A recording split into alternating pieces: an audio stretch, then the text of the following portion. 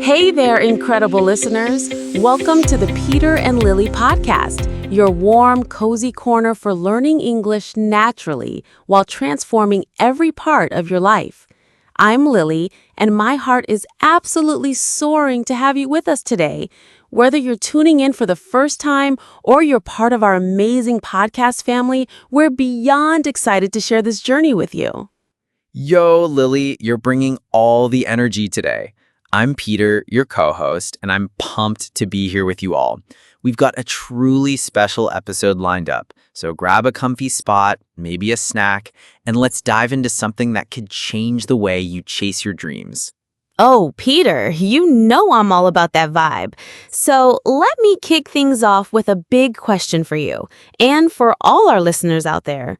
What's the one thing you think can make or break your success?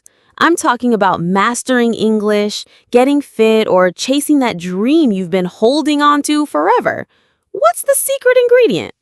Whoa, Lyly, you're coming in hot with the deep questions. For me, it's gotta be self-discipline. It's like the heartbeat of success, the thing that keeps you moving forward even when the spark of motivation flickers out. But okay, real talk, I've been struggling with it lately. I set these big goals like speaking English fluently or hitting the gym consistently, but sometimes I just fall off the wagon. Oh, Peter, I feel that in my soul. I've been there too.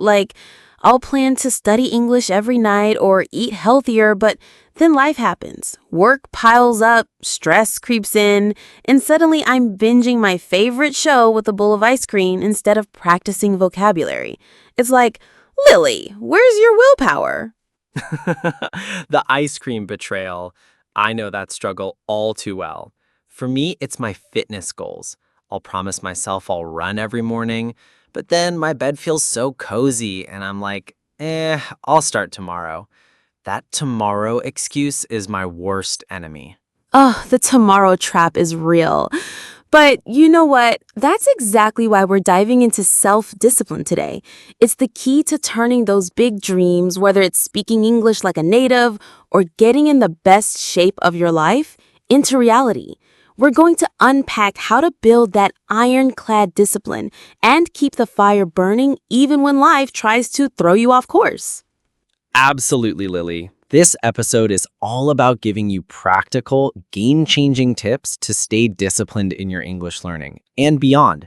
So stick with us because we've got some awesome insights coming up, plus a vocab spotlight later to make your English sound super natural. Yes! Whether you're dreaming of confident English conversations, better habits, or laser-sharp focus, this episode is your guide. Let's dive in with our first tip. Start with micro habits. Peter, what's a micro habit that's worked for you? That's genius, Lyly. I had a similar moment with my workouts. I used to aim for an hour at the gym, but I'd burn out fast. So I switched to just 5 minutes of stretching every morning. It sounds silly, but those 5 minutes turned into 10, then 20, and now I'm actually excited to move my body every day. It's all about building that momentum. Exactly. Those tiny wins stack up, and before you know it, you're making real progress without the stress. Listeners, try this. Commit to just 5 minutes of English practice daily. Maybe it's listening to a short podcast clip, repeating a phrase, or writing one sentence.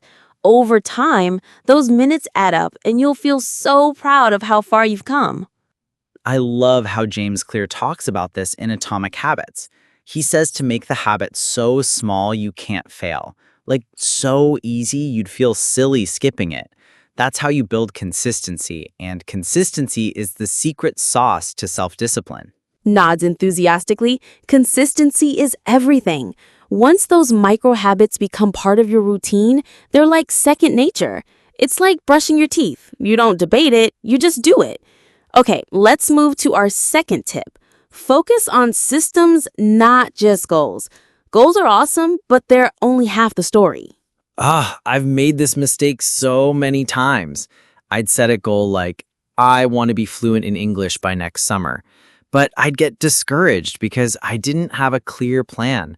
It's like wanting to sail across the ocean without a map. So true. A goal is the destination, but a system is the ship that gets you there. For example, instead of just saying, I want to be fluent in English, create a system. Practice speaking for 10 minutes every morning, listen to an English podcast during your commute, or review 5 new words before bed. Those small daily actions are what make the goal real. Love that analogy, Lily. Listeners, think about repeatable actions you can weave into your day. Maybe it's watching an English video with subtitles while you eat breakfast, or practicing pronunciation in the shower. Those little systems build a path to your goal, and they make discipline feel so much easier. And the best part, once your system is in place, it's like autopilot. You don't need to rely on willpower. You just follow the routine and the results come naturally. It's like planting a seed and watching it grow without forcing it. Totally. Systems are what keep you steady. Now, let's talk about our third tip. Make your habits irresistible. If you make a habit fun, sticking to it feels like a treat, not a chore. Oh, this one's my favorite. I used to dread English practice because it felt like homework. But then I started watching English rom-coms with subtitles, and suddenly I was excited to learn. I'd laugh, pick up new phrases, and not even realize I was studying. That's the way to go, Lily. I had a similar breakthrough with my morning runs. I used to hate them, but then I started listening to my favorite podcast or a killer playlist while I jogged. Now I actually look forward to it. Listeners, try pairing your English practice with something you love, like listening to music, sipping your favorite coffee, or watching a fun show in English. It's like tricking your brain into loving discipline. You can even reward yourself after studying, like treating yourself to a piece of chocolate or a quick scroll through your favorite app. It makes the habit so much more appealing. I'm all about those rewards. Your brain craves that feel-good vibe, so when you pair a habit with something fun, it sticks. For English learners, maybe watch an episode of your favorite series in English, or treat yourself to a small snack after a study session. It's like bribing yourself to succeed. Who knew discipline could taste so good? Okay, let's move to our fourth tip. Design your environment for success. Your surroundings can either lift you up or drag you down. Oh, I'm so guilty of messing this up. My desk is like a distraction zone. Phone buzzing, snacks everywhere, and my laptop open to social media. It's like I'm begging myself to procrastinate. Labs. I've been there, Peter. That's why I started keeping my English notebook and flashcards right on my desk, so they're the first thing I see. And I hide my phone in a drawer during study time to avoid temptation. It's like setting up my space to cheer me on. That's so smart. It's all about making the right choice, the easy choice. Listeners, keep your English study materials front and center. Maybe a book by your bed, an app on your phone's home screen, or a vocab list on your fridge. If it's in sight, it's in mind. And don't forget the people around you. Surround yourself with supporters who cheer you on. I told my friends I'm learning English, and now they ask me to practice with them or share new words. It's like having a built-in cheer squad. Unless they're tempting you with late-night snacks or group chats. But seriously, having positive people around makes such a difference. Now let's talk about our fifth tip. Manage your energy wisely. Willpower is like a phone battery. It runs out if you overuse it. Oh, I feel this one deep in my bones. By the end of the day, I'm so drained that I can't even think about studying or exercising. I just want to collapse with a bag of chips and zone out. I hear you, Lily. That's why timing is everything. I've learned to do my most important tasks, like practicing English or going for a run, first thing in the morning when my energy is high. By the evening, I'm talked out and just want to chill. So true. I started studying English right after my morning coffee, and I'm so much sharper. But by night, my brain is like, nope, we're done. Listeners, find your peak energy time and use it for your toughest tasks, whether it's practicing speaking, reviewing grammar, or hitting the gym. And here's a bonus tip. Automate your decisions. The fewer choices you have to make, the more energy you save. I schedule my English practice for 7 a.m. every day, so I don't have to think about it. I just do it. That's brilliant. Automating decisions is like setting up a shortcut to success. And speaking of success, our final tip is to find accountability. Having someone to check in on you can take your discipline to the next level. Oh, this one's a game changer. I joined a running group, and knowing my friends are waiting for me makes it so much harder to skip a workout. It's like they're holding me to my promise without being pushy. I love that. I have an English study buddy, and we check in every week to share what we've learned. It's so motivating to know someone's rooting for me. Listeners, find a language partner, a study group, or even a friend who checks in on your progress. It's like having a personal cheerleader. Exactly. Accountability is that gentle nudge that keeps you going.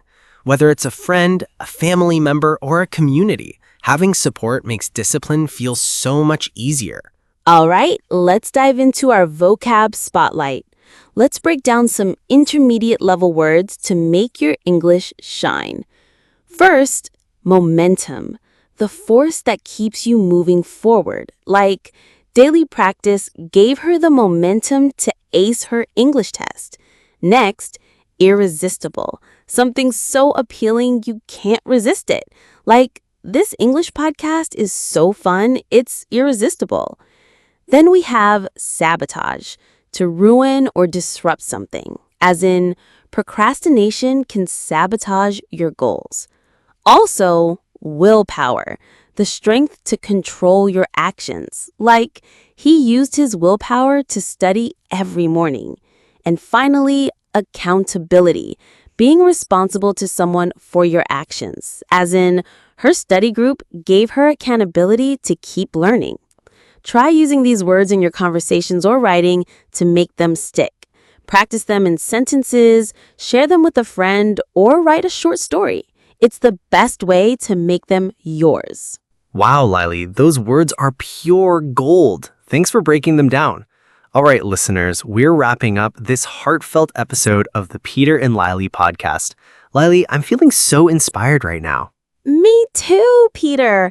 I'm fired up to keep building those micro habits, sticking to my systems, and making my environment work for me.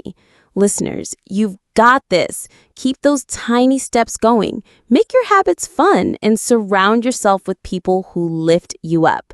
Discipline doesn't have to be boring. It can be exciting, rewarding, and life-changing. Absolutely. Keep practicing those new vocab words, and you're not just learning English. You're building a stronger, more confident you. We'll see you in the next episode. Keep learning, keep growing, and take care. Until next time, stay amazing and let's turn those dreams into reality together.